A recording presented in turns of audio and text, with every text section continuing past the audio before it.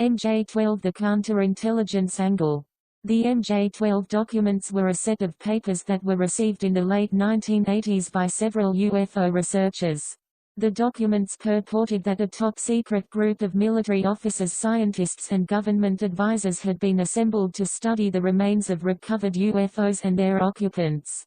The emergence of the MJ-12 issue caused a sensation in the UFO community.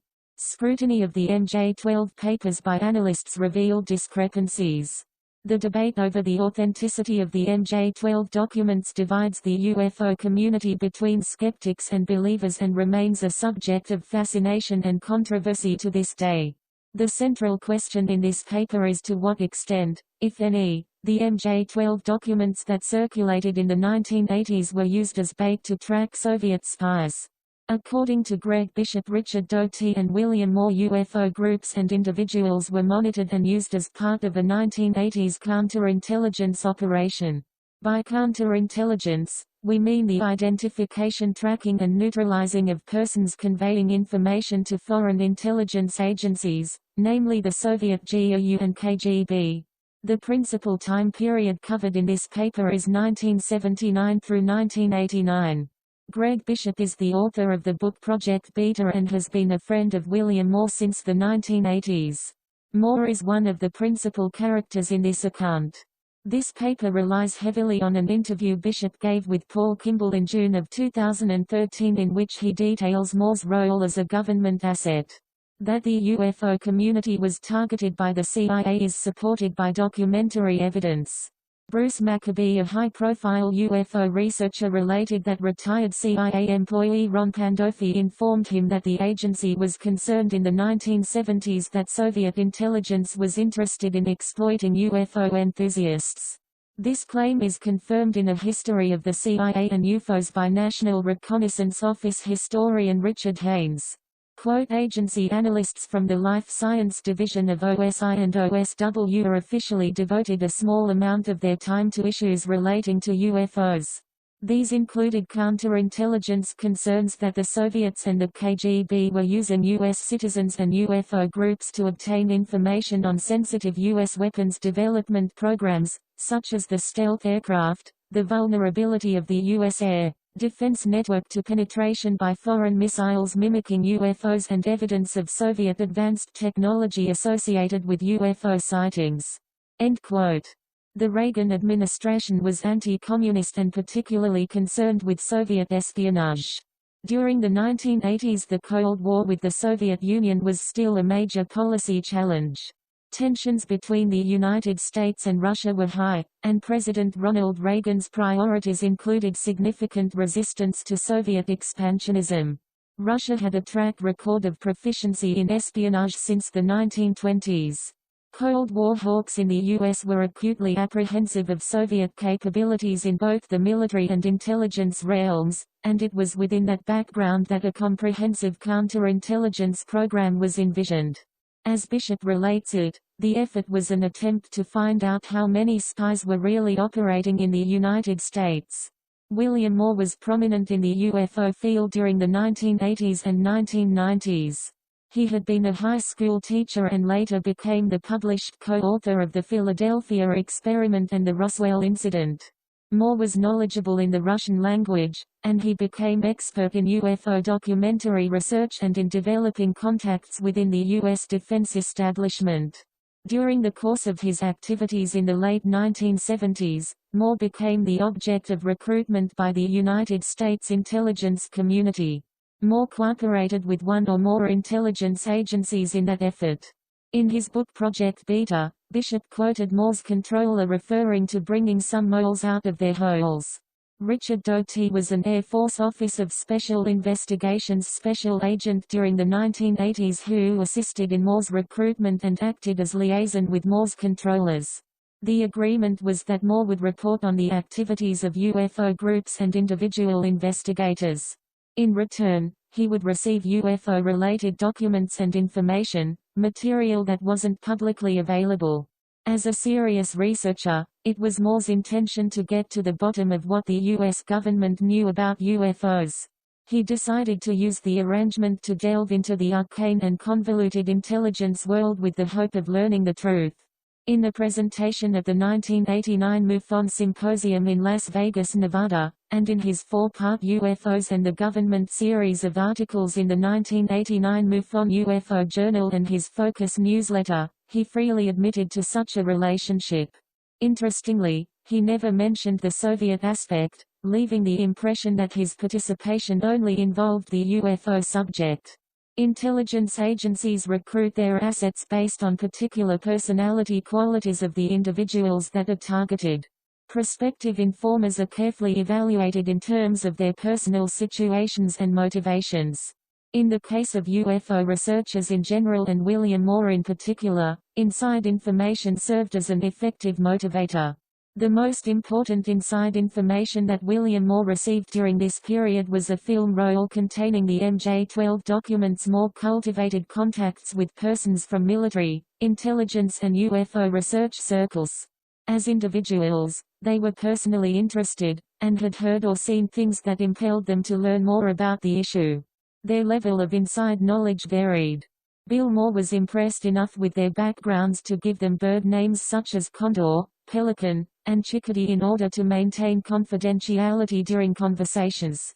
This group became known as the Aviary. The most intriguing and mysterious Aviary member's code name was Falcon. In his book Project Beta, Greg Bishop described Falcon as a high-level person within the Defense Intelligence Agency who had been assigned to handle Bill Moore. The identity of Falcon remained a mystery for some years, until Greg Bishop publicly revealed the name of Harry Rositzke, a retired CIA officer. Moore admitted Falcon's name to Bishop around the year 2000. We are told that Rositzke was brought out of retirement, seemingly to assist with the counterintelligence program. Rositzke was a specialist in Soviet affairs and had a history of running agents. Moore's knowledge of the Russian language and his UFO contacts in the Soviet Union must have been useful to elements within the intelligence sphere. He reportedly was given written communications from Russians that he read into the telephone with a presumed U.S. agency at the other end of the line. In an Internet interview, Richard Doty stated that Moore assisted in the U.S. successfully bringing a Soviet scientist to the West. The decade of the 1980s was associated with the development of stealth technology. The stealth aircraft F-117A and the B-2 bomber were both built under secrecy, the F-117A Nighthawk being a black program. Both projects required need-to-know compartmentation of information for workers. Although there were leaks during the late 1970s and 1980s, both ventures avoided public disclosure until 1988. The B-2 program was subject to at least 2 instances of espionage. Notably, the Strategic Defense Initiative (SDI), popularly known as Star Wars, chronologically overlapped stealth projects during the time period of 1983 through 1993. Star Wars ostensibly comprised weapons systems capable of intercepting and deactivating Russian missiles and satellites. Ironically, using UFO investigators to track domestic spies wouldn't seem like the only way to go. Rather, aircraft and satellite spotting hobbyists and associated clubs would be distinctly useful. Every bit as passionate as UFO enthusiasts, if not more so, airplane and satellite spotters physically travel to locations where they can view their targets. Such individuals and groups would employ sophisticated technology as well, including radios, scanners, decoders and other hardware. There were certainly a number of airplane spotting individuals and organizations during the 1980s era, and visual satellite hobbyists have been active since the late 1950s. A cursory search on the Internet today reveals many such organizations. We can only speculate as to what bait was used to recruit aircraft and satellite spotters to be informants for U.S. intelligence in the 1980s. Nevertheless, the scope of such a counterintelligence project could be quite large considering the military-industrial complex with its aerospace companies, computer and electronics manufacturers, scientific and engineering communities, and the related subcontractors. When viewed this way, the UFO groups would seem to be a small part of the whole scheme. The Aquarius teletype was the first document that mentioned MJ-12 and was destined to come into the possession of Paul Bennewitz, a government contractor who lived right outside the confines of Kirtland Air Force Base in Albuquerque, New Mexico. A physicist who supplied humidity controls for Navy submarines, Bennewitz was a hardcore UFO believer who had been photographing and filming aerial activity at Kirtland as well as monitoring radio and electronic signals from the base. As a result of government agencies becoming aware of his activities, Bennewitz was subjected to surveillance and manipulation in order to redirect his attention from classified programs at Kirtland. Moore provided the paper to Bennewitz in person, with the caveat that it had been altered. According to Richard Doty, the Bennewitz investigation involved not only the Air Force Office of Special Investigations, but also the National Security Agency and possibly others. Doty has stated that a Bennewitz employee had been spotted at the Soviet embassy in Mexico City. Shrewd and discerning decision-makers within intelligence networks probably were aware of what UFO investigators wanted to believe, that the U.S. government was in possession of recovered UFOs and alien bodies. We should note that, when an opportunity presents itself, intelligence agencies commonly stuff an information channel with captivating but largely worthless information. In the case of UFO groups and individual believers, such an approach likely served the double purpose of directing UFO investigators away from conventional classified programs, while at the same time providing leads on Soviet spying. From our perspective, speculation in the domain of counterintelligence is unavoidable. But we can surmise certain techniques that may have been employed. One method is to create an intriguing document and plant it with a specific group. Its origin is noted as it turns up at another location, and a pattern of information flow becomes evident. For whatever reasons, the intelligence community wanted to know what was going on with the UFO groups during the 1980s. Perhaps they needed to be aware of particular sightings or incidents. Or they may have wanted to know what chatter was taking place. This may be a reason that Richard Doty stated that U.S. intelligence employees were tasked with developing up to 4 contacts in the UFO community. The motivations behind such surveillance remain obscure up to the present time. Gaining contacts at conferences was standard procedure for Soviet operatives. KGB and GRU personnel routinely attempted to make approaches at numerous international meetings. From time to time, UFO organizations such as MUFON would invite Russian UFO researchers to speak at symposiums. Maybe attendees from American military and civilian intelligence branches needed to know if any Russians were present, or if conference attendees mentioned Russian UFO activity. Linda Howe was a freelance investigative reporter specializing in animal mutilations. She suspected that such incidents were UFO-related. Howe was shown the Carter briefing notes which were identical or close to that provided to William Moore. In Moore's case, he was induced to jump through hoops under cloak and dagger circumstances where he viewed and photographed them in a hotel room. Howe saw the document at Kirtland Air Force Base under the auspices of Richard Doty.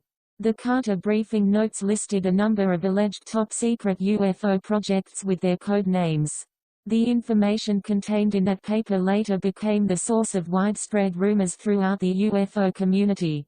The Eisenhower Briefing Memorandum and the Truman Memorandum were received by Moore's research associate Jamie Shanderower in December 1984 on a roll of 35mm camera film.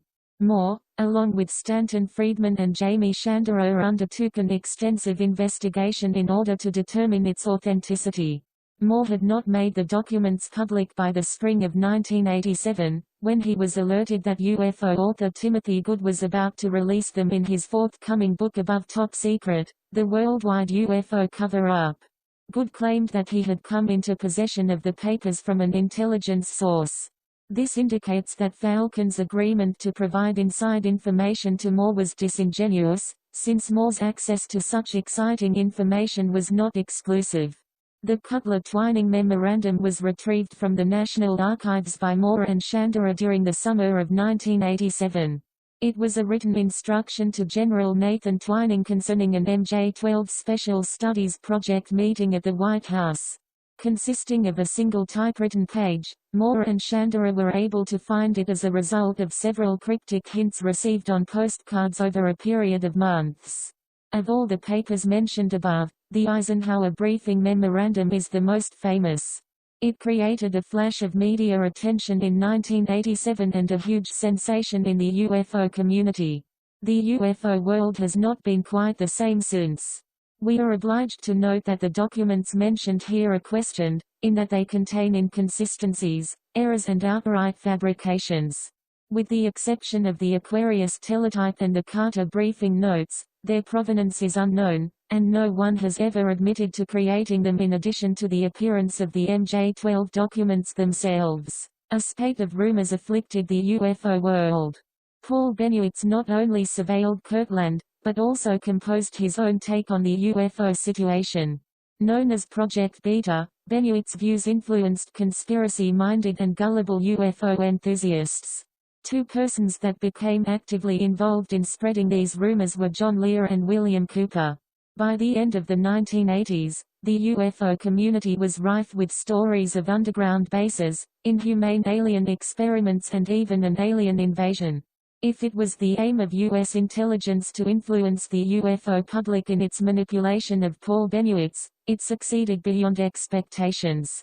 Because of the controversial nature of the MJ-12 papers and their suspicious origins, conservative UFO researchers quickly argued they were a hoax. Under scrutiny, a number of objections were raised about the Eisenhower Briefing Memorandum, the Truman-Forrestal Memorandum and the Cutler-Twining Memorandum. The group of items comprising MJ-12 related papers throughout this time period are enclosed in Moore's The MJ-12 Documents, an analytical report. The conventional wisdom among MJ-12 believers is that the government is engaging in a long-term program to acclimate the public to the UFO reality. Intelligence outfits have a long history of forging documents, and creating documentation such as MJ-12 would be a simple matter. Although Moore was at first inclined to consider the existence of an MJ-12 committee, he complained of the time, trouble and expense that he had undergone in order to check on the veracity of the information. He eventually came to the realization that little of it was useful and that he had been played. This points to some kind of intelligence agency manipulation, not only of himself, but of other active participants in the drama and of the larger UFO public. The period of the 1980s were just the beginning of a pattern of questioned documents and claims appearing through 2017. Although a discussion of these items is beyond the scope of this paper, we are left with the question, if the original MJ-12 set were related to counterintelligence efforts, are the same techniques being used up to the present day? We are reminded of the games intelligence agencies play in the following reference. Quote, for example, the published stories about our Star Wars program were replete with misinformation and forced the Russians to expose their sleeper agents inside the American government by ordering them to make a desperate attempt to find out what the U.S. was doing. But we could not risk exposure of the administration's role and take the chance of another McCarthy period. So there were no prosecutions. We dried up and eliminated their access and left the spies withering on the vine. Nobody on the Joint Chiefs of Staff ever believed we were going to build Star Wars, but if we could convince the Russians that we could survive a first strike, we win the game. End quote. UFO researchers like to think that they are being watched. Although they may have grounds to suspect such, the reasons may be completely different from what they want to believe. Copyright Thomas M. Whitmore, all rights reserved.